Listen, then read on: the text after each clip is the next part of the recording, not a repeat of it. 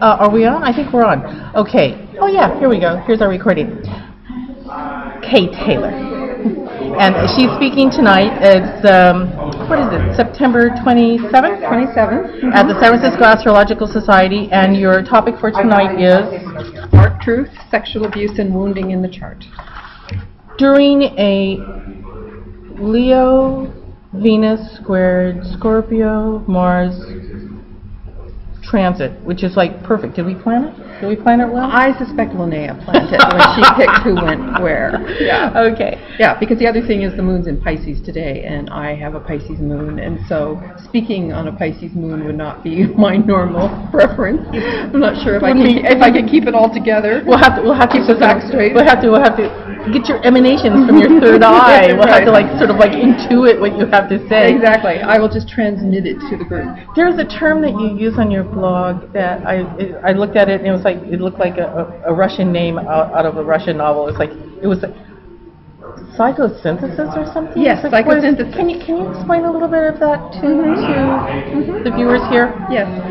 Psychosynthesis is a spiritual psychology, and it was formulated by an Italian psychiatrist whose name was Roberto Assagioli in the early 1900s. And he was a colleague of Freud and Jung, and they thought he was going to be the next great psychoanalyst, taking psychoanalysis to Italy.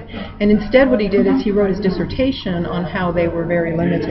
And that they were just kind of going into the garbage in the basement of life, and they were forgetting the fact that we were actually whole human beings when we were born, and we're capable of great bliss and joy and oneness, and that we have will, and that the sense of who we are at a core level is capable of observing and making choices. And much of his work has been integrated into humanistic and transpersonal astrology, transpersonal psychology over the years. Okay. Although on the astrology level, he used to hang out with Dane Rudder and Alice Bailey and Carl Jung.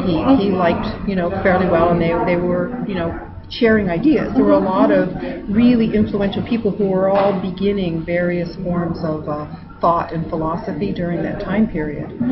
So you would say that when you give a reading, when you do consultations with someone, that you're doing more than astrology, more than say psychology, more than, because you also psychic intuitive. Right. I began almost 30 years as a psychic channel. That was how I started my practice. And 20 years ago, I began integrating astrology into it. Oh, nice. Throughout the whole time, I realized I was only introduced to psychosynthesis about 10 years ago. But when I was introduced to it, what I realized was that this is what I was always doing on a psychic level, that I was reading the various parts of people and the energies, and I was seeing them on that whole level. So this gave me a philosophy that actually wrapped around what I was already doing.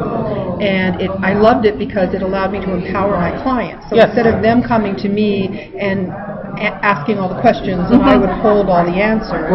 Which, as a psychic, that's quite a lot of responsibility, and people rely on you sometimes too much. And one of the reasons I had integrated astrology was because then I could show them their chart and say, this is you. And here's some homework. It's not just me being special. Like these answers are here, and here's your chart. And with psychosynthesis, and you have the reins. Yes.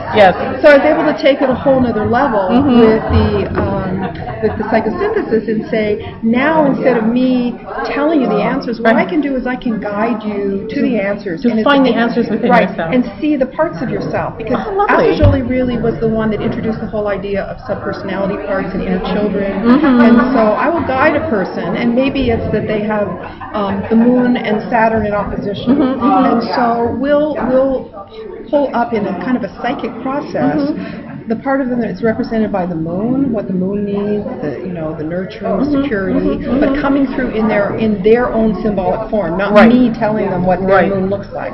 And then Saturn, who's Saturn inside of you? What does that archetype look like? And as that energy comes up and they get to see it and feel it, and we bring whatever energy it needs, it begins to integrate. Oh, wonderful. So instead of saying, well, go home and, take these two planets and integrate them, too afternoon, call me in the morning. we integrate them in the session in this really deep, rich process. Oh, how lovely. Oh, how lovely. I love you so much. She is so wonderful. I'm gonna put your website and stuff down below in the captions and stuff, and there'll be links and things, and I'll send you. You're on Facebook? Yes, I am on Facebook and well, on YouTube. If we're not connected, we will be. And so it's Kate Taylor, wonderful person. She vibes so hip. I mean, she's just like, oh, you just want to hug her and say, oh, I feel so much better now. Okay.